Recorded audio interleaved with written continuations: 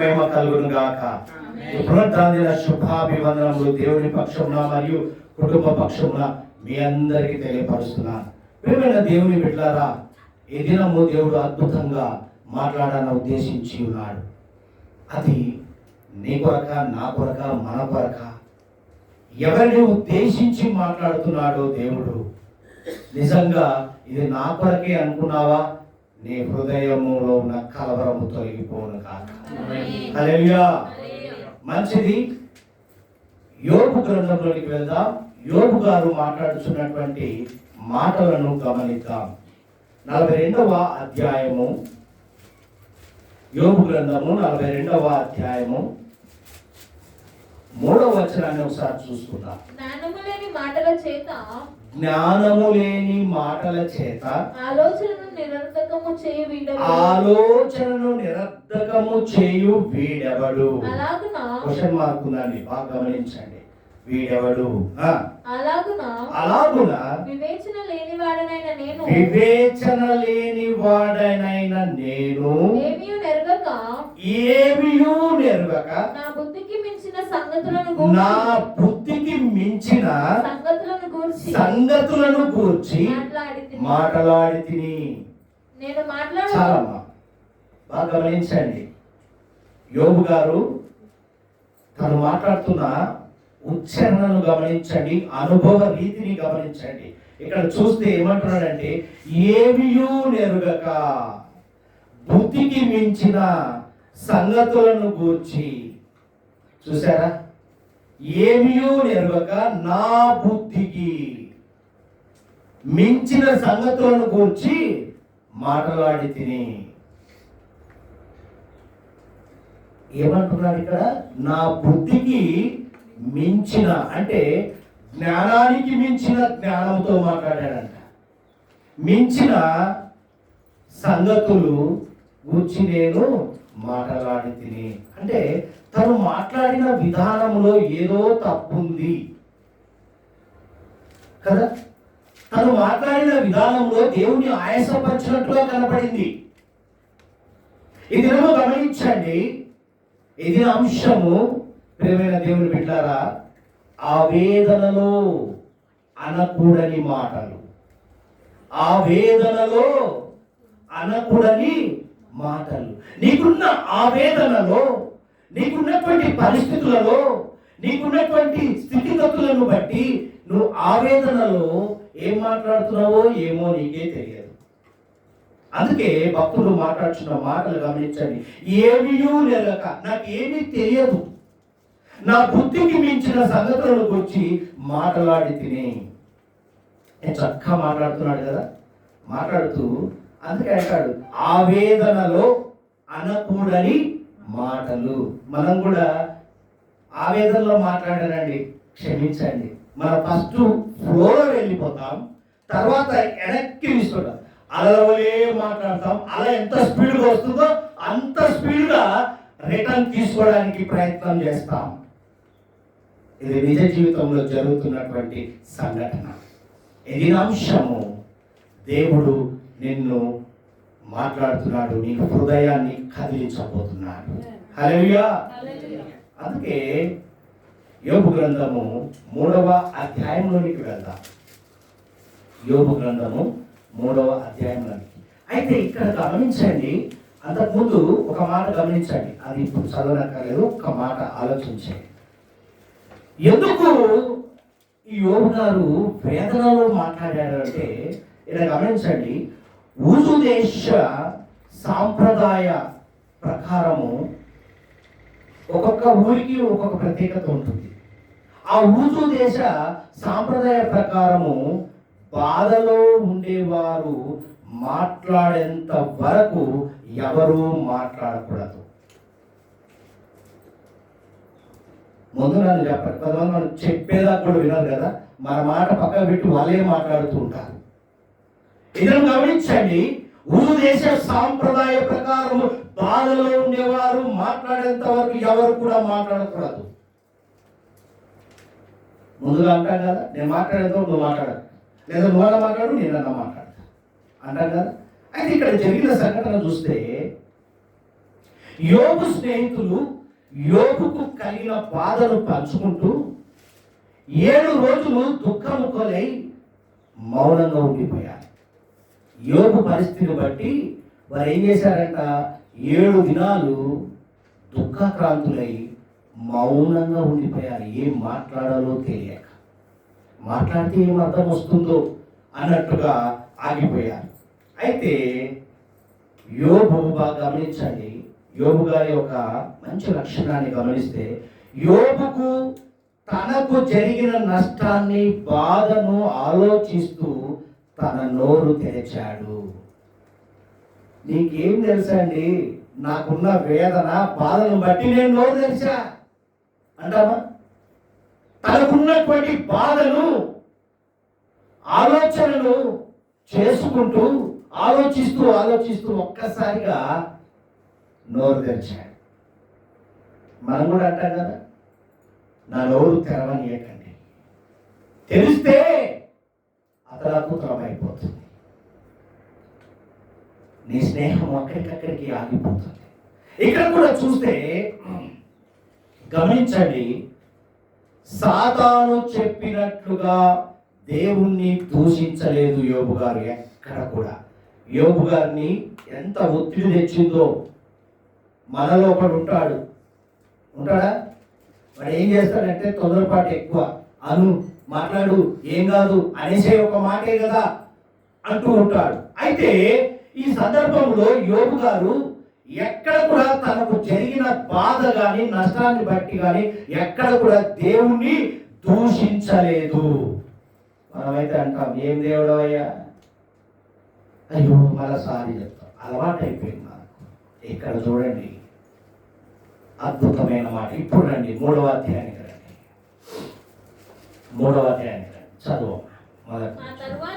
ఆ తరువాత చూడండి ఏమైంది అక్కడ, యోబు తనకు జరిగిన నష్టాన్ని బట్టి మరియు బాధను ఆలోచిస్తూ తన నోరు తెరిచాడు. చదువు. ఆ తరువాత ఎప్పుడు నష్టము జరిగి బాధ కలిగిన తరువాత యోబు మాట్లాడ మొదలు పెట్టి తాను పుట్టిన దినమును హల్లెలూయా. ఎవరిని దూషించాడండి? ఎవరైనా దూషించాడా? దేవుని దూషించాడా? తాను దూషించడం మొదలు పెట్టుకున్నాడు. అంటే తాను పుట్టిన దినమును శపించాడు. హల్లెలూయా.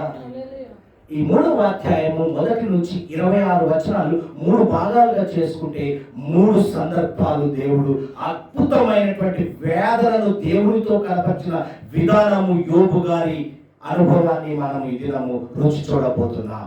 హల్లెలూయా. చూడండి, నా చదువమ్మా. మొట్టమొదటి మాటను చూద్దాం. ఇక్కడ ఏమంటున్నాడు, ఆ తర్వాత యోబు మాట్లాడ మొదలు పెట్టి తాను పుట్టిన దినమును. మొదటిది మాట గమనించండి, నేను పుట్టకుంటే ఎంత బాగుండేది. మరి ఫస్ట్ డైలాగ్ అది. ప్రతి మనిషికి వ్యాధులతో ఉన్నప్పుడు, వేదనతో ఉన్నప్పుడు, చెప్పలేని సమస్యల్లో కూర్చోపోయినప్పుడు వచ్చే సంఘటన మాట ఏంటంటే, నేను పుట్టకుంటే బాగుండేమో. మొట్టమొదటి మెట్టును గమనిద్దాం. యోబు గారు శపించుకోవడంలో మాట్లాడిన మాటను చూస్తే, నేను పుట్టకుంటే ఎంత బాగుండేది. చదవమ్మా. 1 నుంచి 10 వచనాల్లో తను ఏ విధంగా వ్యక్తపరచాడో గమనిద్దాం. యోబిలాగానేను నా తల్లి గర్భద్వారములను అది మాయమైనందుకును మూయనందుకును నా తల్లి గర్భద్వారములను అది మూయనందునకును నా నేత్రములకు అది బాధను మరుగు చేయనందుకును నేను పుట్టిన దినములు లేకపోవును గాక. మగపిల్ల పుట్టినని ఒకడు చెప్పిన రాత్రి లేకపోవును గాక. ఆ దినము అంధకారమగును గాక. పైనుండి దేవుడు దాని నెచ్చకుండును గాక. వెలుగు దాని మీద వెలుగు దాని మీద ప్రకాశింపనుండును గాక. ఏ విధంగా శపించుకుంటున్నాడో గమనించండి. బ్లెస్సింగ్స్ అన్నిటినీ నాకొద్దు వద్దు అన్నట్టుగా కనపడుతుంది. చదువు. చీకటియు గాఢాంధకారమును మరలా దాన్ని తమ యొద్దకు తీసుకొనును గాక. మేఘము దాన్ని కమ్మును గాక.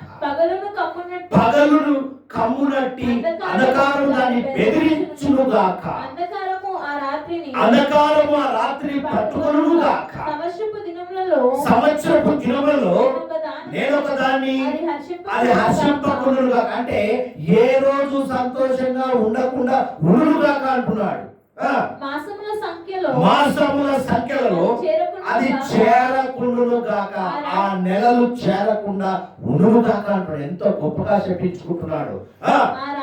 ఆ రాత్రి ఎవడును జననమును కాకపోవడం, ఎవడు పుట్టకూడదు, నేను పుట్టిన రాత్రి అంటున్నాడు. దానిలో ఏ ఉత్సాహధ్వని పుట్టకుండును గాక. అంటే ఏ సంతోషము ఆనందము ఉండకుండును గాక అంటున్నాడు. దినములు అశుభ దినములని చెప్పువారు దాన్ని శపించుదురు గాక. భుజంగమును రేపుటకు నేర్పుగలవారు దాన్ని శపించుదురు గాక. అందులో సంధ్యవేళను ప్రకాశించు నక్షత్రములకు అంధకారము కమ్మును గాక. వెలుగు కొరకు అది ఎదురు చూడగా వెలుగు లేకపోను. చూసారా? పుట్టిన సందర్భాన్ని బట్టి సంతోషిస్తున్నప్పుడు ఆ ప్రకాశమైన వెలుగు వద్దంటున్నాడు.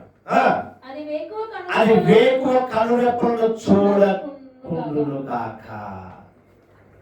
ఎలాగా శపించుకుంటున్నాడండి? అంటే ఎంత వేదన కలిగింది, ఎంత బాధ కలిగింది, ఎంత నష్టము కలిగిందో 1-2 అధ్యాయాలు చదివితే మనకు అర్థమవుతుంది యోబు గారి చరిత్ర. మన జీవితంలో ఆ విధంగా జరిగితే నిజంగా నీవు ఆ వేదనలో అనుకుని మాటలు మాట్లాడినప్పుడు నీలో పశ్చాత్తాపం కలుగుతుందేమో అని దేవుడు ఎదురు చూస్తున్నాడు. చూడండి, ఈ పై మాటలు బాధలలో చాలా మంది దేవుని యందు భయభక్తులు కలిగిన కుటుంబాలు, పిల్లలు మాట్లాడే మాటలు. యోగా ఒక్కరు మాట్లాడటం లేదు, ప్రతి ఒక్కరు దేవుని ఎరిగి ఉన్న ప్రజలే. ఏమంటారు అక్కడ? ఏమీ ఎరగక బుద్ధికి మించిన సంగతులను, నా సంగతులను గురించి మాట్లాడాను. అంతకు మించి ఎవరి గురించి నేను వర్ణించడం లేదు, దాన్ని ఎత్తి పట్టుకోవడం లేదు. ప్రేమైన దేవుని బిడ్డలారా, దేవుని పిల్లలు ఎంతో మంది రోధిస్తూ మాట్లాడుతున్నారు. అందుకే ఇర్మియా ప్రవక్త ఒక చక్కని మాట మాట్లాడతారు. 20వ అధ్యాయంలోకి వెళ్దామా? ఇర్మియా గ్రంథము చక్కని మాట, 20వ అధ్యాయం 14 నుంచి చదువు. నేను పుట్టిన దినము శపింపబడును గాక. నా తల్లి కనిన దినము శుభదినమని అనబడకుండును గాక. చూడండి ఏ విధంగా యోబు గారు అంటున్నారు, నేను పుట్టిన దినము శపింపబడును. ఎవరన్నా అంటారా? పుట్టిన దినం అంటేనే ఆనందం కదా. ఎంత గొప్ప సందర్భాన్ని, అంటే అంత వేదన కలిగింది. నా తల్లి నన్ను కనిన దినము శుభదినమని అనబడకుండును గాక. నీకు మగపిల్ల పుట్టినని నా తండ్రికి వర్తమానము తెచ్చి అతనికి అధిక సంతోషము పుట్టించిన వాడు శాపగ్రస్తుడు. ఎంత ఘోరంగా ప్రవక్త ద్వారా బయలుపరచబడుతున్న మాటలు గమనించండి. నా తల్లి నాకు సమాధిగా నుండి ఆమె ఎల్లప్పుడూ గర్భవతిగా నుండినట్లు అతడు గర్భములోనే నన్ను చంపలేదు గనుక యెహోవా ఏ మాత్రమును సంతాపము లేక నశింపజేసిన పట్టణము వలె ఆ మనుషుడు ఉండునుగాక. ఉదయం ఆప్తత్వని మధ్యాహ్న కాలమందు యుద్ధత్వని అతడు వినుగాక. కష్టములు దుఃఖములు చూచుటకై నా దినములు అవమానంతో గతించిపోయినట్లు నేనేలా గర్భంలో నుండి వెడలెత్తిని. యోబు గారు చెప్తున్నారు, నేను ఎలా పుట్టాను, ఎందుకు పుట్టాడో దేవుడు బయలుపరుస్తున్నాడు. ప్రియమైన దేవుని బిడ్డలారా, యోబు బాగా గమనించండి. యోబు గారు ఆత్మహత్యలో లేకపోతే సందర్భాన్ని బట్టి మరణించడానికి లేకపోతే మరణాన్ని కోరుకోవడం లేదు. ఇక్కడ గమనించండి, ఇక్కడ కష్టాల్లో ఉన్నవారు ఇది యోబు గారిని ఒకసారి జ్ఞాపకం చేసుకుంటే మన విషయంలో ఒకసారి గమనిద్దాం.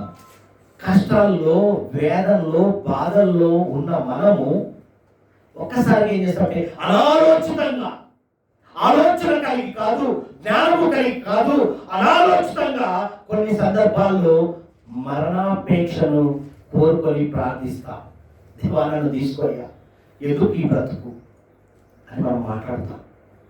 ప్రేమైన దేవుని బిడ్డలారా, ఎప్పుడైతే నువ్వు శుభ్రవానికి వచ్చినప్పుడు నీవు నిద్రించుతున్న నీవు ఒకవేళ నువ్వు శుభ కోల్పోయి మతి కోల్పోయి మాట్లాడేవేమో, నీకు బుద్ధి కలిగి వచ్చిన కుమారుడు ఏ విధంగా తెలుసుకున్నాడో ఆ విధంగా దేవుని యొద్దకు వచ్చి తెలుసుకున్నప్పుడు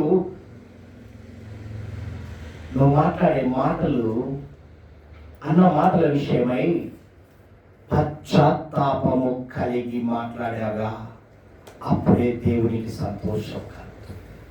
ఆ పశ్చాత్తాపం కొరకే దేవుడు ఎదురు చూస్తున్నాడు.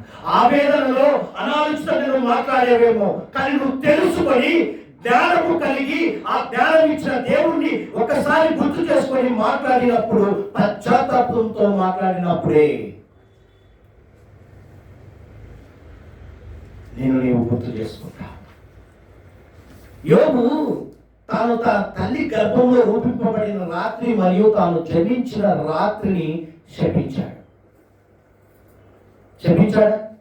రాయబడిన మాట చూస్తే ఇక్కడ గమనిస్తే గర్భము దాల్చుట గొప్ప ఆశీర్వాదం స్త్రీలకు.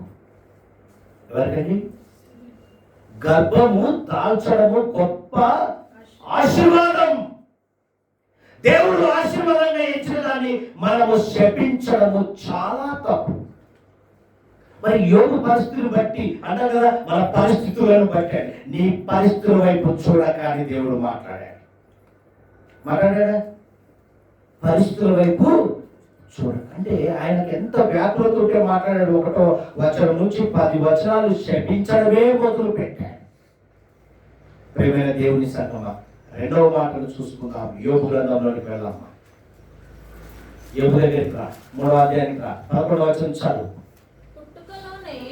పుట్టుకలోనే నేనేలా. 2వ మాట గమనించండి, నేను పురిట్లోనే పోయి ఉంటే ఎంత బాగుండేది. వింటున్నారా? నేను పురిట్లోనే పోయి ఉంటే ఎంత బాగుండేది అన్న వాళ్ళు ఎంతమంది ఉన్నారు ఇక్కడ? బాగా గుర్తు చేసుకోండి. పిల్లలు అన్నవారు, లేకపోతే మీ నిజ జీవితంలో జరుగుతున్న సంఘటనలను బట్టి మాట్లాడిన వారు, పుట్టకుంటే ఎంత బాగుండేదో, లేకపోతే పురిట్లోనే పోయి ఉంటే ఎంత, 9 మాసాలు మోసి ఆ పెయిన్స్ను భరించి కన్న తల్లిని గుర్తు చేసుకో. ఒకసారి పుట్టిన పిల్లలు లేదా తల్లి కూడా గుర్తు చేసుకోవాలి. ఆ పడ్డ బాధ అనడము ఈజీ, కానీ ఏమి జరుగుతుందనేది గమనించండి. ప్రియమైన దేవుని సంగమా, ఇక్కడ గమనిస్తే చదవమ్మా, ఏమంటున్నాడు? యోబు పుట్టడము జరిగింది, కానీ ఆయన ఏం మాట్లాడుతుందో చూడాలి. పుట్టుకలోనే నేను ఎలా చావకపోతే, గర్భములో నుండి బయలుదేరగానే నేనేలా ప్రాణము విడవక. అక్కడేమో శపించుకుంటూ వచ్చాడు. ఇక్కడ 11వ వచనం చూసరికి ఏమంటున్నాడు? అసలు పురిట్లోనే పోతే బాగుండునేమో. చదవమ్మా. మోకాళ్ళ మీద మోకాళ్ళ మీద నా నేల ఉంచుకొని నేనేలా స్థలములు కుడిస్తే అంటే పాలు ఏ విధంగా త్రాగి తిని అంటున్నాడు. లేని ఎడల నేను ఇప్పుడు పండుకొని నిర్మాణించి ఉందును అంటే చనిపోయేవాడిని హ్యాపీగా నిద్రించేవాడిని. ఈ బాధలు ఇవన్నీ నాకు లేకుండా ఉండేది, ఎందుకు ఈ బాధ అంటున్నాడు. నేను నిద్రించి ఉందును, నాకు విశ్రాంతి కలిగి ఉండును. తమ కొరకు వీడు భూములందు భవనములు కట్టించుకున్న భూరాజులతోనూ మంత్రులతోనూ నేను నిద్రించి నెమ్మది. అంటే పెద్ద పెద్ద ఆసాములు సంపాదించుకునే వాళ్ళంతా నిద్రిస్తున్నారు, వారి జాబితాలో నేను ఉండేవాడిని కదా. ఎందుకు ఆయన ఈ కష్టాలు పుట్టి ఎందుకు ఈ బాధ అంటున్నాడు. బంగారము సంపాదించి తమ ఇళ్లను వెండితో నింపుకొనిన అధిపతులతో నిద్రించిన విశ్రమించి అంటే గొప్ప గొప్ప సంపాదనలు సంపాదించి కరోనాలో చూసాం ఎంతో మంది. అప్పుడు పోయినా బాగుండేమో అనుకుంటున్నావేమో, దేవుడు నీతో మాట్లాడుచున్నాడు. చూడండి, అకాల సంభవమై కంటబడకై ఉన్న పిండం వంటి వాడనే లేకపోయి ఉందులో, వెలుగు చూడని బిడ్డల వలె లేకపోయి. ఎవరైనా తిట్టుకోవాలి, ఇంతగానో తిట్టుకుంటారా అండి? ఇంతగానో చెప్పించుకుంటారా? ఎవరినన్నా ఉద్దేశించి మాట్లాడా? ఎవరినన్నా ఏలెత్తి చూసి మాట్లాడా? ఎక్కడ మాట్లాడలేదు. వాక్యమే మాట్లాడుతుంది నీతో. వాక్యం ఎప్పుడు కూడా ఒక మనిషిని ఉద్దేశించి చెప్పదు, మాట్లాడదు. ఆ వాక్యము మాట్లాడుతుందంటే నిన్ను సరి చేసుకోవడానికే తప్ప, సూటిగా మాట్లాడుతుందే తప్ప ఒకరిని ఉద్దేశించి ఏ విధంగా బోధించదు. హల్లెలూయా. చదవమ్మా. అక్కడ దుర్మార్గులు ఇక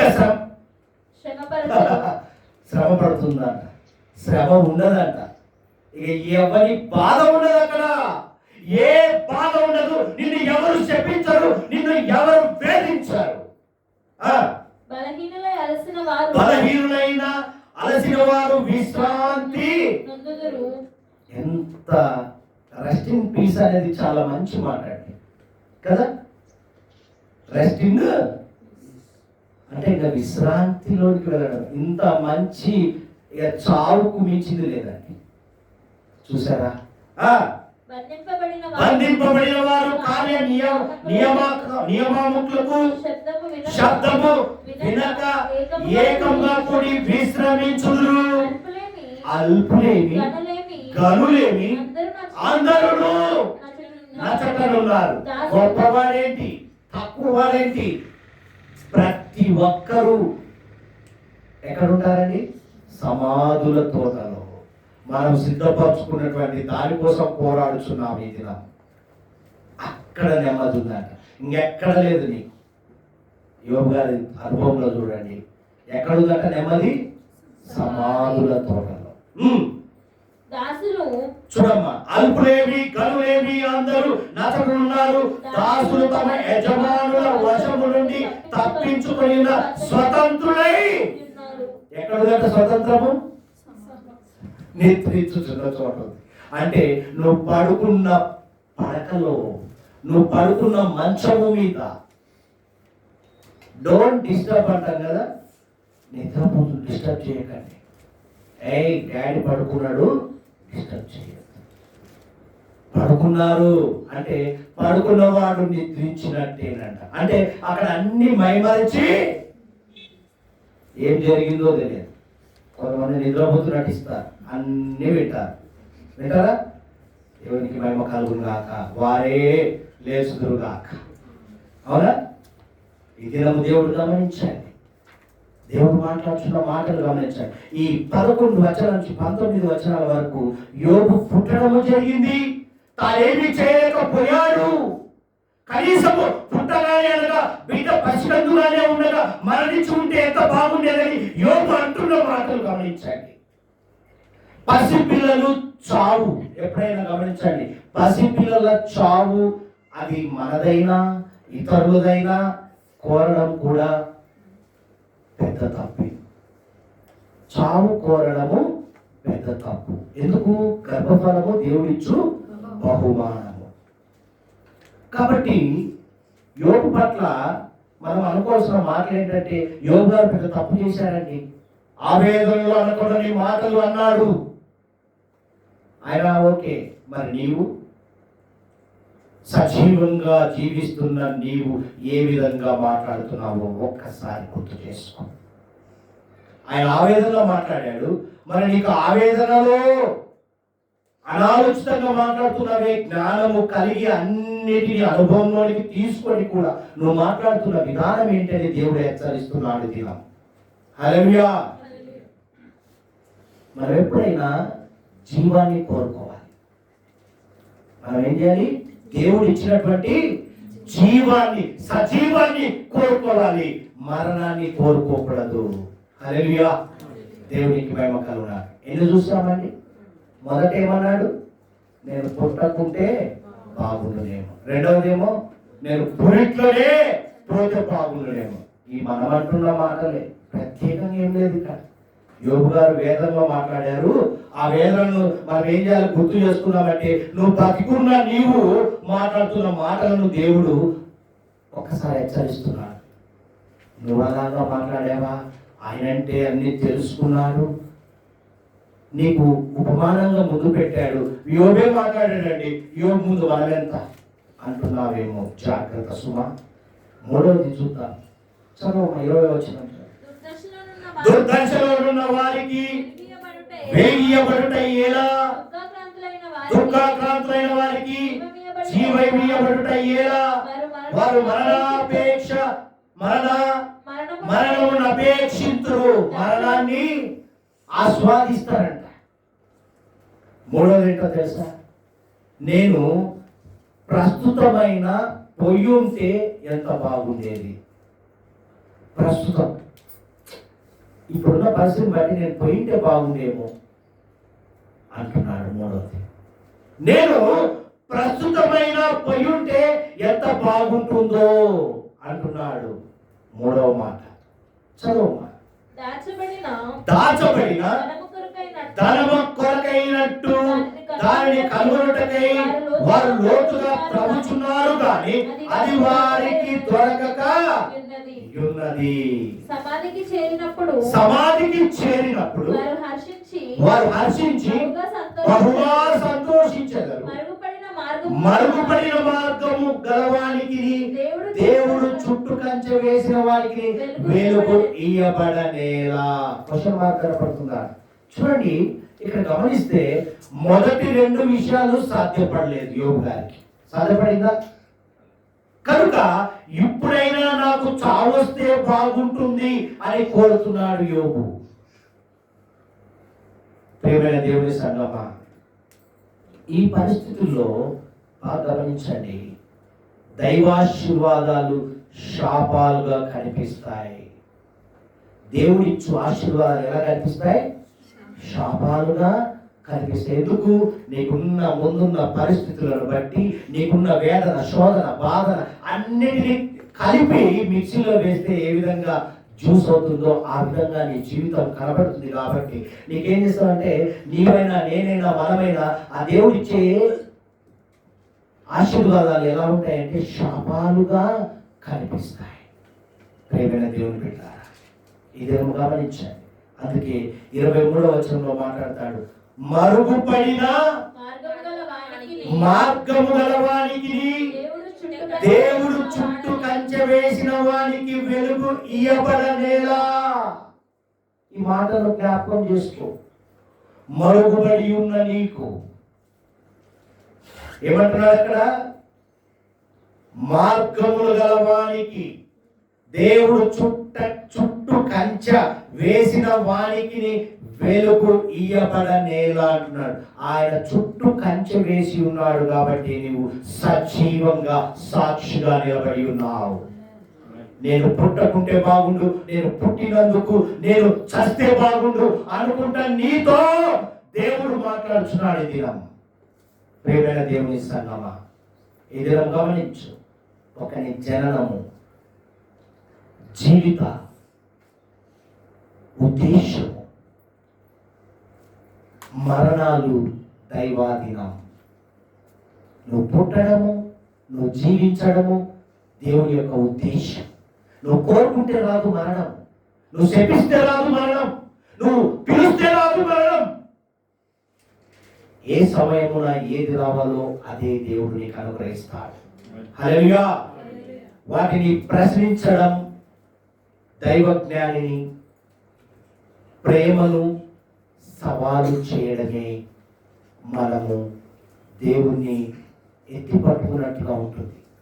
అది దేవునితో సవాలు చేయడమే. ఆయన ఇచ్చిన జ్ఞానాన్ని సవాలు చేస్తున్నాం, ఆయన ఇచ్చిన ప్రేమను సవాలు చేస్తున్నాం. నీ సవాల్ ఏంటి? నీ ముందున్నటువంటి పరుగు పందెంలో ఓపికతో పరిగెత్తడమే. ప్రస్తుత పరిస్థితులను బట్టి కాదు, విశ్వాసానికి కర్త అయిన ఆయన వైపు చూస్తూ ఓపికతో పరిగెత్తమంటున్నాడు. కానీ నేను పుట్టకుంటే బాగుండు, నేను ఎందుకు పుట్టాను, నేను ఇప్పుడు చేస్తే బాగుండు అనుకుంటున్న నీతో దేవుడు మాట్లాడుతున్నాడు. దినం హల్లెలూయా. దేవుని ప్రశ్నించినట్టుగా మనము జీవించకూడదు. ఆవేదనలో దేవుని జ్ఞానాన్ని, ప్రేమను మనం మర్చిపోతున్నాం. నీకున్న ఆవేదనలో దేవుడు ఇచ్చిన జ్ఞానాన్ని మర్చిపోతున్నావు. దేవుడు ఇచ్చినటువంటి ప్రేమను కనపరచలేని స్థితిలోనికి వెళ్ళిపోతున్నావు. ఆయన దీవెనలను శాపంగా చూడకూడదు, చూడరాదు. ఆయన దీవెనలు ఎప్పుడు కూడా నీకు ఇంకా అభివృద్ధి చెందినట్టుగా ఉండాలి, కానీ శాపంగా ఉన్నాయని నువ్వు ఎప్పుడు కూడా మాట్లాడకూడదు. హల్లెలూయా. అందుకే ఈ దినము దేవుడు మనతో ఒక మాట పలికిస్తున్నాడు. అందరము పలుకుదాం. దేవా, బిగ్గరగా నోరు ఉన్న వారందరూ ఈ నోరుతో నోరు తెరచి మాట్లాడిన యోబు ఏ విధంగా మాట్లాడాడో ఆ విధంగా నేను మాట్లాడను. ఆయన వేదనలో అనుకుని మాటలు మాట్లాడాడు. నాకు వేదన తొలగించిన దేవుడు నాతో ఉన్నాడు కాబట్టి నేను మాట్లాడుతున్నాను. ఈ దినమని ఒక నిబంధన కలిగిన మాటలు మాట్లాడతాం, ఒక కమిట్మెంట్ కలిగిన మాటలు మాట్లాడదాం. ఈ దినం దేవా, మా శ్రమలో మేము మీరిచ్చిన జ్ఞానాన్ని, మీరిచ్చిన ప్రేమను, శ్రద్ధను మరొకరున్నట్లు మాకు సహాయం చేయము. మీ దీవెనను శాపంగా చూడకున్నట్లు సహాయము చేయము. దేవునికి మహిమ కలుగునుగా. ఈ దినము జాగ్రత్త. ఎవరైనా సరే ఇక మీదట ఎప్పుడు కూడా నేను పుట్టకుంటే బాగుండునేమో, నేను పుట్టినందువల్లే ఈ విధంగా జరిగింది, నేను ఆ క్షణమే చచ్చిపోయింటే బాగుండునేమో అనుకుంటున్నావేమో. అనుకుంటున్న నీతో దేవుడు నిలబెట్టి సాక్షిగా ఈ దినము నీ పుట్టుక గురించి మాట్లాడుతున్నాడు అంటే కారణం నువ్వు అవసరము దేవునికి, నువ్వు అవసరము. కాబట్టి ఆ అవసరతను తీర్చే బిడ్డగా నువ్వు నిలుచుందువుగాక. దేవుడి మాటలు దీవించునుగాక. నన్ను జ్ఞాపకము చేసుకున్నాడు అంటున్నాడు దేవుడు.